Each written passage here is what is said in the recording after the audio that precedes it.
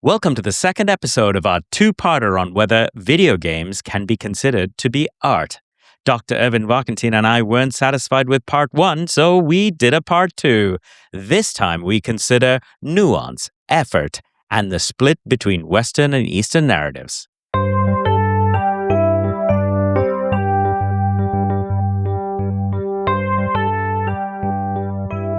Welcome to Tales Under the Cat Tree. I'm your host, Dups, and these are tales by humans for humans. After all, words and stories are what give meaning to the worlds we live in. Welcome to episode number 2. You know, we decided, myself and Dr. Warkentin, that you couldn't get enough of us in one episode talking about games, so we decided we were going to do 2 episodes, mostly because I'm not entirely sure we sound at all coherent in the first episode, so now we're going to give it a second try and potentially even counter some of the things that we talked about in the first episode. So welcome to episode number 2 of Are Video Games Art? Thank you for having me. Yeah, I think we both experienced some of this frustration of reconsidering what we had said. I certainly know I've done that. I don't know, have you? A little bit, absolutely. Definitely more and more thoughts came into my head when considering video games and art over this last few days that we had between the 2 episodes.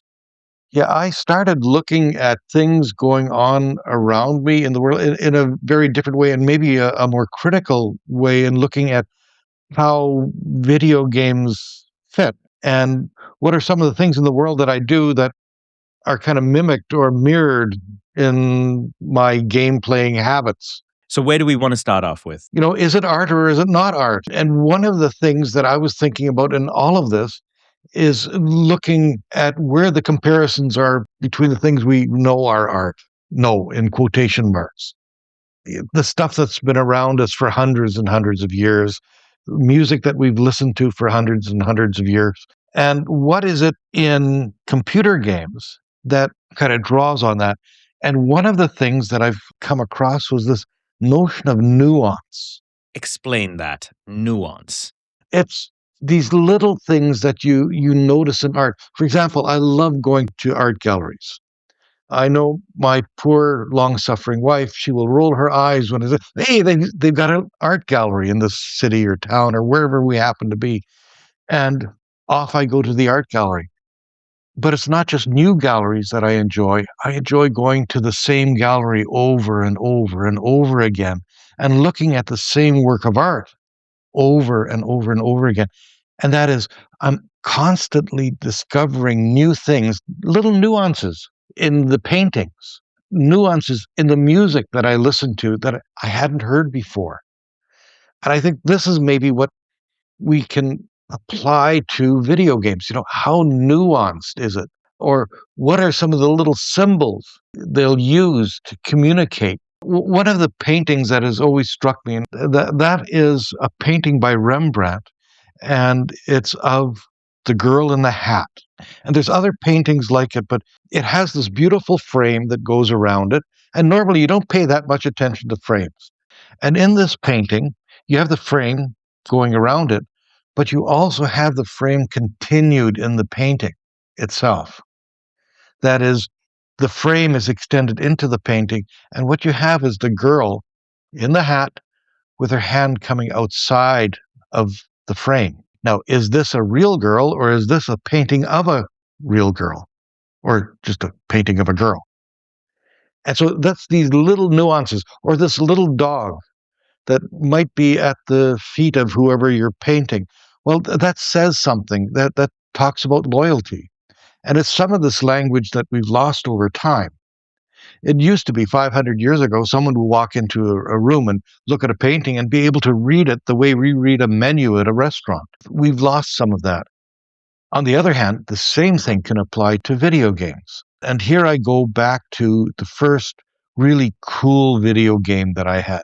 I'd played others. I'd done the Wolfenstein and all of that. But I went out and I bought myself a game called Myst. So one of these really early adventure games, but it was visually at the time an absolute stunner when you looked at the images that were portrayed there. What was it about that was cool? Well, first of all, the name. being a German prof, I walked past a store and I saw a game called Myst. And in German, Myst is crap. But it was also misspelled with a Y. I'm very aware of that. But my mind goes all over the place when I see stuff like this. I didn't see the spelling, I heard the word. And I needed to have that game, but I didn't have a CD-ROM on my computer at that point yet. And so I went and I bought the game anyway. And then I convinced my wife that since I now had the game, it'd be a terrible waste if I didn't have a CD-ROM to go with it. So I bought one and I started playing that. And then my eyes just lit up at the images that were portrayed there and the subtleties that suddenly appeared in these pictures and that communicated with me. And I think that's where we start looking at video games as being art. They communicate these subtle little messages to us that we might not have otherwise.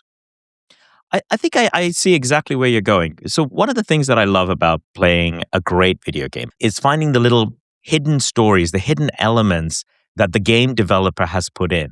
Perhaps they've snuck in a little bit of Nietzsche. They've made you turn a corner and consider the world in a slightly different way by seeing this little thing.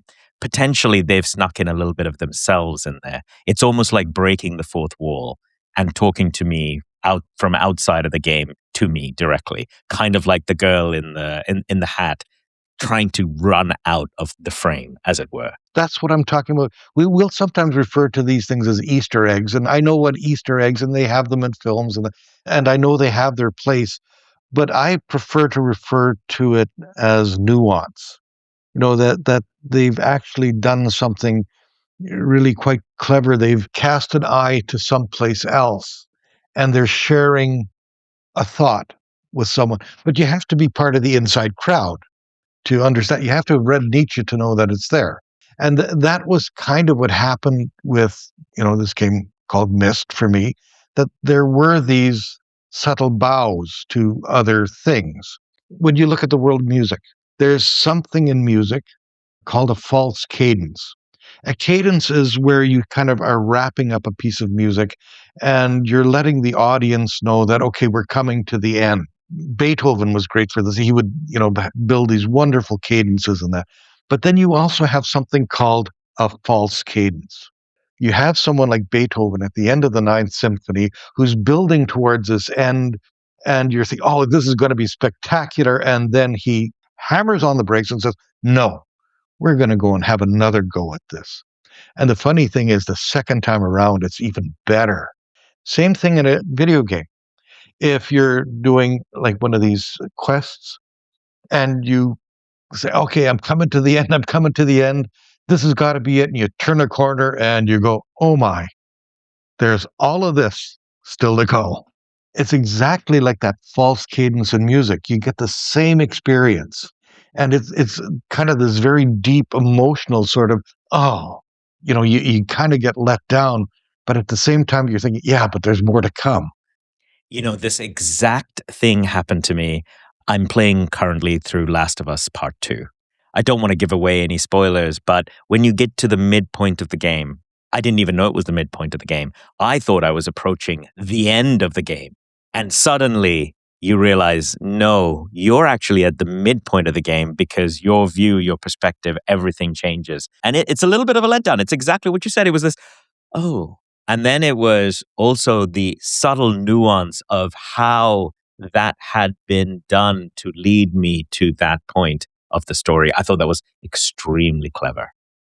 Now, Erwin, you and I also had a chat about other things about video games, and I want to bring up two. One that you have brought up, which is the ephemerality of games itself. Now, we brought it up a little bit in the first episode, but you've had some more thoughts since then about that. Yeah, each and every game that we play is a separate and new work of art, and it's ephemeral. It's between you and the system, between you and the code. And yeah, someone might be standing there looking over your shoulder and watching things happen and even hearing what's going on, but they're not in the midst of the decision-making process. It's a very personal experience. And when it's gone, when you reach the end, it's gone. It's like in springtime now, we have the cherry blossoms. They come out for a very, very brief time and then they're gone. And this is the same thing we experience when we play a game. It's there and then it's not. But we can experience something like it again. But notice we're not going to experience the same thing. We may experience something like it. So that's what I mean by the ephemeral nature of the game. You'll never play the game the same way again. You'll make different decisions. You may actually stop and start looking more carefully at the image that you're presented with, or listening to the sounds that are in the background. Again, coming back to the subtlety and the nuance. You've been thinking about this from one perspective, and I was thinking a little bit about your supposition to me about what actually is art. Is art the thing that is there, or is art the thing when it is presented to you? And that was one of the themes of episode 1. And I had a little bit of a think about it, and I went, it's kind of like the tree falling in the forest. Does it make a sound if I'm not there to hear it? Similarly, if you have The Girl in the Hat by Rembrandt sitting in a museum somewhere, is it art until I see it? And the answer is no, it is not art until I see it. And when I see it with that one perspective. But the beauty of going to a gallery, as you said, you go back to the same gallery and over again, looking for that subtlety, the nuance. As you get older, as your perspective in life changes, you may play a video game, you may go see that painting again, and you see something different because you bring your nuance and subtlety to what the artist, the game developer, the writer of the book has brought. So it's that meeting in the middle. And that moment, the moment that these two things meet, the work and you, that for me is art. Exactly. You're right. The means of art exist in a certain time and place in a gallery somewhere, but that doesn't mean that art exists there. The art only starts to exist with the artistic experience that you have with that interaction. It's like me saying, for example, here's a guitar. Now we have music. Do we or do we not? I would suggest if you were to give me a guitar, it would be terrible. It would be anything but art. It would just simply be noise. If Segovia were still alive, if I were to give him a guitar, and then there would be the possibility of art existing. And as soon as he would start playing that music and I would start listening to it, I would be having an artistic moment and it would become art. But the interesting thing is, as he's playing it, he's also listening to it, but he has a deeper understanding or a maybe different understanding of what's going on. He can appreciate some of the depth of the music. I may not pick up on that, but over time with experience, I will. He may be able to talk to me about it, and I may intellectually know that this is going on, but ask me to pick it out, not going to happen. And that leads me to the next thing, and that is that essentially art is the interaction between two people through a third piece, through a medium. So whether it's a video game, whether it's a painting, whether it's a piece of music, a sculpture, whatever it happens to be, you have one human being creating something essentially beautiful and another person having a look at that and saying, boy, that speaks to me. It may not say the same thing to the two people, but we can both agree that it's significant. So one thing that we talked about in episode 1 that came into my head, we talked about the ephemerality of the technology, of things disappearing even in our lifetime. After that conversation, I sat there and thought about it and went, I don't actually have any clue as to the real music of the Middle Ages, nor do I know what the actual music of the ancient Egyptians were like, nor do I know what they considered to be beautiful and art. I can look at the historical record and say, oh, they played the lute. but I don't know how they played the lute. I don't know what chords they used. I don't know what kind of way that they would have sounded. And I went, oh, actually, no, art has always been ephemeral because it has always spoken to the time that it was created in. As you said, it is a conversation between the person creating it to the person who gets it, who watches it or does something with it through a medium. Now, what would be fascinating is to go back to, let's say, Van Gogh or Rembrandt and say, hey, you know, this painting that you thought was a piece of crap, now it's considered to be a masterpiece. There's a painting that for me is significant here in Berlin, and it's also a Rembrandt, and it's called The Mennonite Preacher, simply because we don't kind of feature in a lot of art. There's some of us who don't like to have our pictures taken, some of those that are a little more on the orthodox side, but there's just not that many images that we can relate to.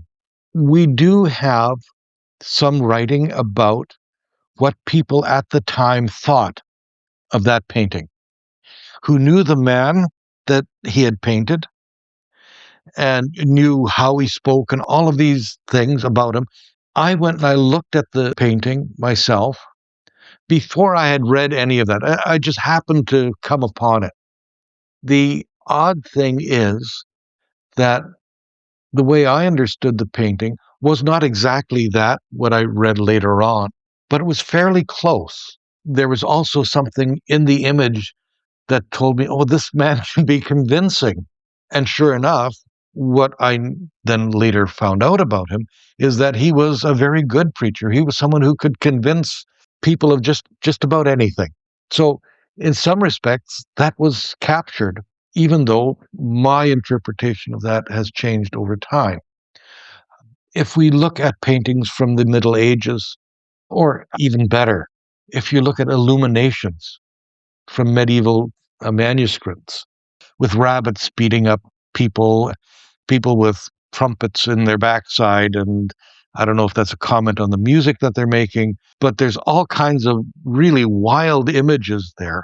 We often don't know what was meant by that. And perhaps we're doing art a disservice by forever saying, well, it has to mean something. Sometimes all it has to do is make us feel something. So the other thing over this last week that I've contemplated since our first conversation was the effect of effort in art. And I hate bringing AI into this conversation, but it is there, and it is coming into many conversations about art and creativity. And there is a sense that art without effort cannot be art.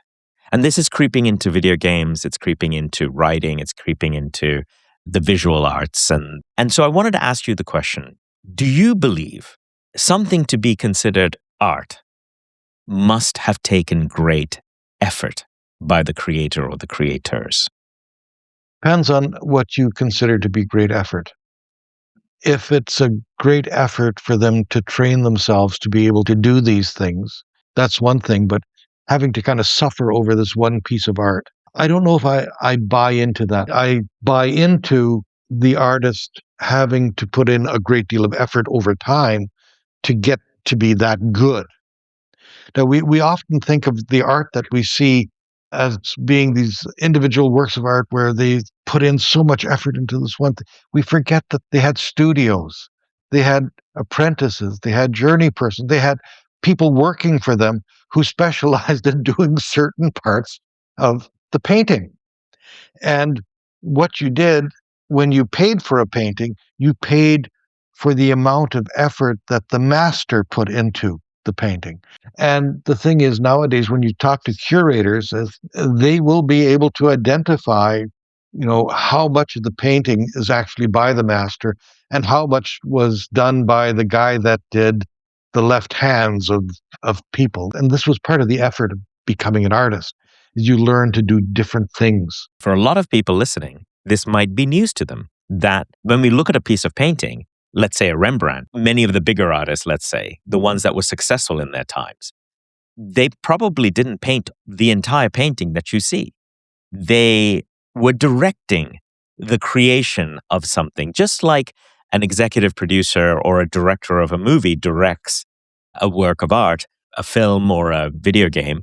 These artists were actually directing the creation of the art that we saw.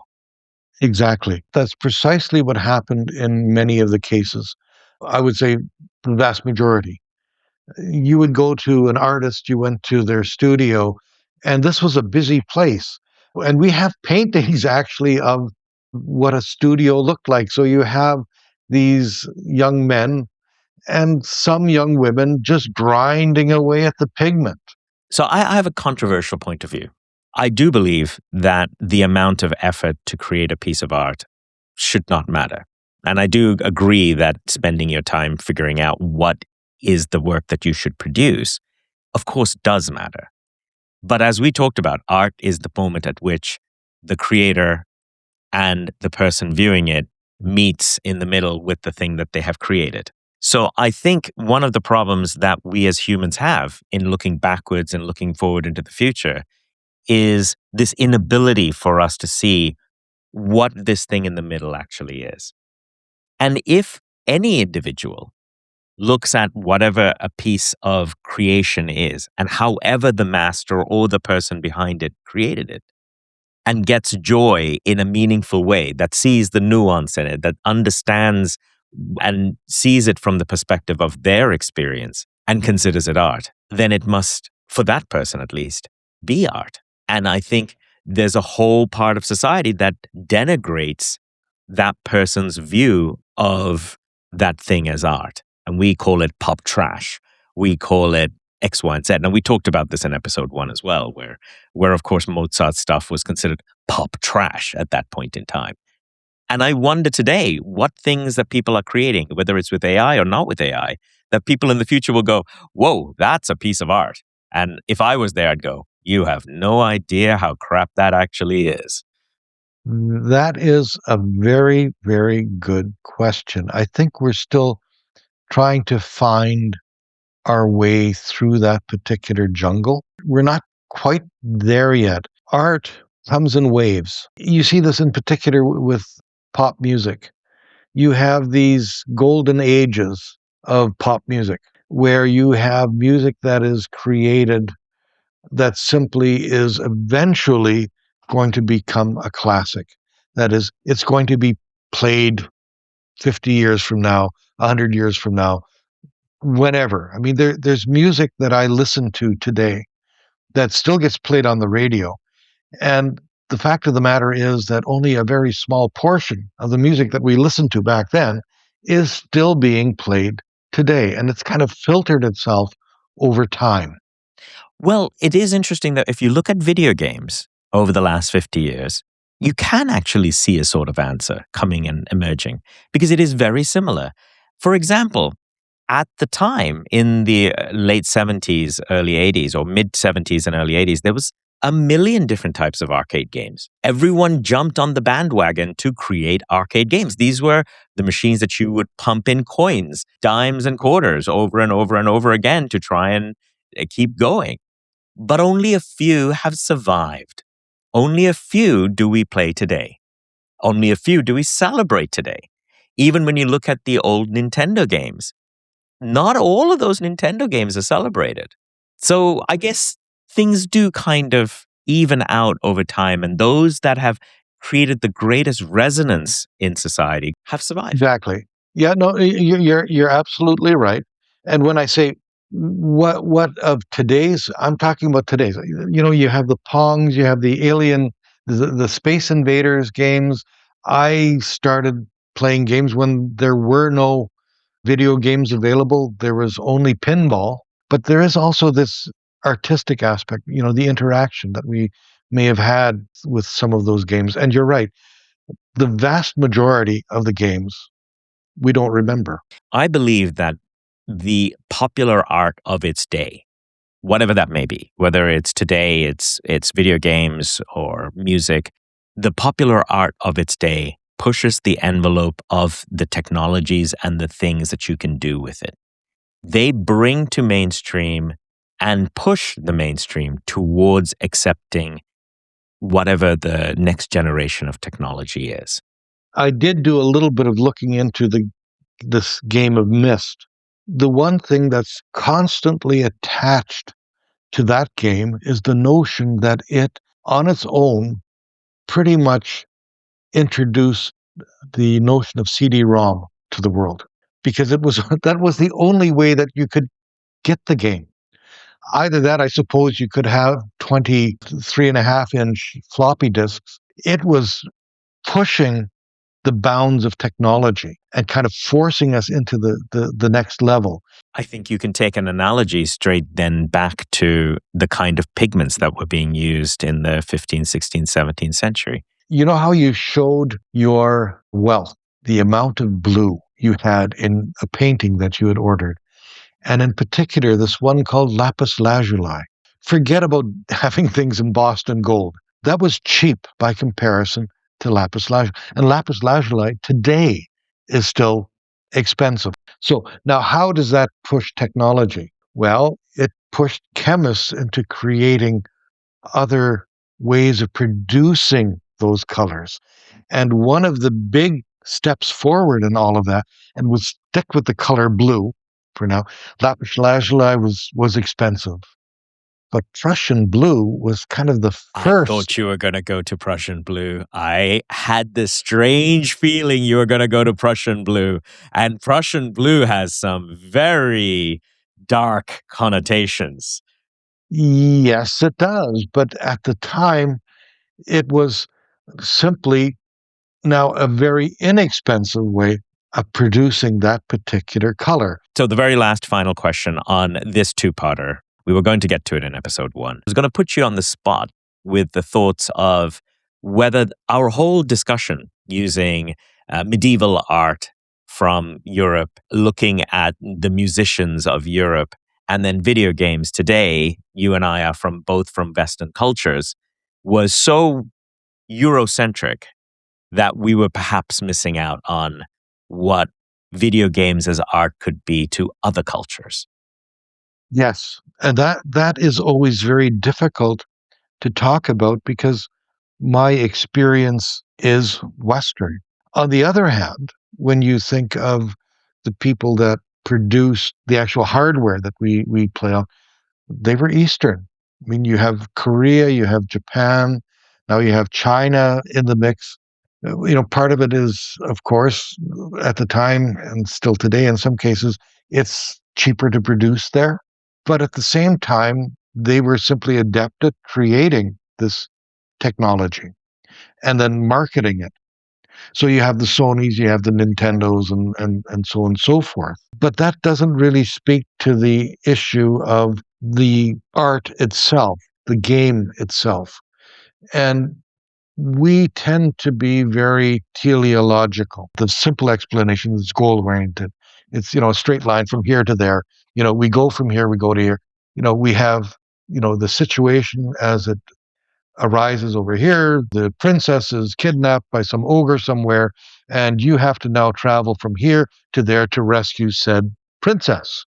However, it's my impression that Eastern storytelling doesn't necessarily always follow that pattern. It is more convoluted. It doesn't necessarily focus on the goal at the end, but rather the trip that you're taking, the travel along the way. And that's perhaps what we're missing in our Western way of producing video games, is enjoying the trip. I'm going to agree with you, very much so in this case. Having lived through BioWare and some of my most favorite role-playing games in the world are Dungeons & Dragons role-playing games, such as the ones that BioWare has produced. But there's another type of role-playing game, and we call it JRPG, Japanese RPGs. And these are like the Final Fantasies of the world. And they are slightly different in the themes and the gameplay that you have. Like you said, BioWare games and much of what we call Western RPGs are very much goal-oriented, very A to B, black and white. The hero, the villain are very set. When you look at games like Final Fantasy VII or many of the JRPGs, you will find that it's much more intertwined. There's more nuances to the villain. And I believe there's a lot more gray areas within the storytelling in that, which I think I really appreciate. Now, what is interesting to me, though, I believe that video games is probably one of the few times in history where the world has shared a specific art form. And that is because the technology is global. The software may be being produced in many different parts of the world. The advances in 3D technology come from many countries. It isn't just one area. And they all come together into a technology which then we use as a medium through which we produce stories and games. Now, the stories and games themselves are taught through, as you said, through the philosophies of our various cultures. But from the perspective of a type of art, I think for the first time, you can get it everywhere in the world at the same time. You can experience what the other culture sees. And I think that's a amazing thing. That is something that is incredibly unique to this particular art form. We are all sharing in how it develops, how it moves forward. And as the Western world loses some of its financial power, shall we say, I don't know if they're losing it so much as, other countries are simply catching up. That is, the technology is becoming inexpensive enough for more people to be able to afford it, which means you have more participants. And that means the producers of these games are going to be more sensitive to the needs of the general consumer that they're aiming for. And that is typically someone who is Asian rather than Western. And so they are going to start changing the way the narrative plays out. So, Erwin, this exploration of video games and art and video games as art over 2 episodes, I'm sure has not done at all enough justice to the world of video games or art, but I've definitely had a lot of fun talking about it. So have I. You may argue that we haven't solved the question of art, but I think in these 2 episodes we definitely have, although there's still a lot of stuff that we can talk about. You do know I'm being tongue-in-cheek. No. You and I obviously solve all of the world's problems on this podcast. So, anyone who's listening already knows that we have done that. Thank you again very much for coming on the air with me and talking about video games this time. We're going to have a lot more episodes coming up together because I have a secret plan which involves Dr. Warkentin breaking down some art with me, but we will get to that in due course. So thank you again. I hope everyone enjoyed this foray into video games, and I hope you go and fire up your favorite console or PC and play a video game today. Thank you very much for having me. Thanks to my co-host, Dr. Erwin Warkentin. I sure as hell had a blast doing these episodes. I hope they made you think about one of the most incredible art forms we as humans have ever created. I hope you enjoyed this episode. Listen to the archives wherever you get your podcasts or at tales.dups.ca. That's tales.dups.ca. This podcast is about the worlds we create, the realities we conjure, and the wonders of the human imagination. Do you have any comments about this or any other episode? If you do, please get in touch with me at contact@dups.ca. This podcast, including its intro music, is produced, edited, and created by me, Dileepu Jayawardena. Give your pets a cuddle until we meet again for some tales under the cat tree.